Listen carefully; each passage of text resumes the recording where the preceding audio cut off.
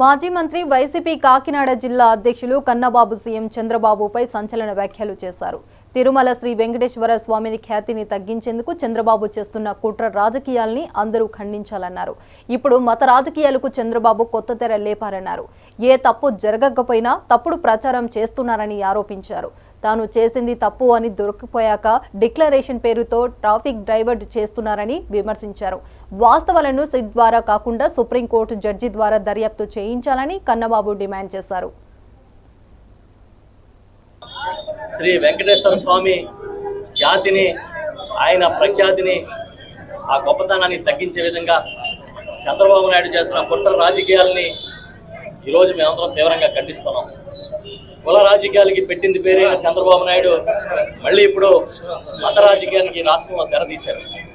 ఉన్నది లేనట్టుగా, లేనిది ఉన్నట్టుగా క్రియేట్ చేసి సాక్షాత్తు టీటీడీ ఈవో లడ్డూలో ఈ కల్తీ నెయ్యి కలపలేదని చెప్పినప్పటికీ కూడా జంతు కొవ్వులో కలిపిన నెయ్యిని వినియోగించారన్నట్టుగా చంద్రబాబు నాయుడు ఒక ముఖ్యమంత్రి స్థాయిలో ఉండి ఒక తప్పుడు ప్రచారం చేశారు.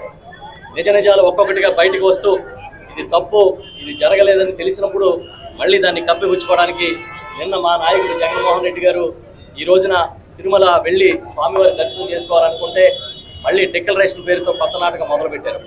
సుమారుగా 10-12 సార్లు తిరుమల వెళ్ళి దర్శనం చేసుకుని తన విశ్వాసాన్ని, తన నమ్మకాన్ని ప్రకటించి పాదయాత్ర తర్వాత కూడా కాలినడకన కొండెక్కి స్వామివారిని దర్శనం చేసుకున్న జగన్మోహన్ రెడ్డి గారు కొత్తగా ఒక డిక్లరేషన్ ఇవ్వాలని చంద్రబాబు నాయుడు కొత్త రాగాన్ని కొట్టారు.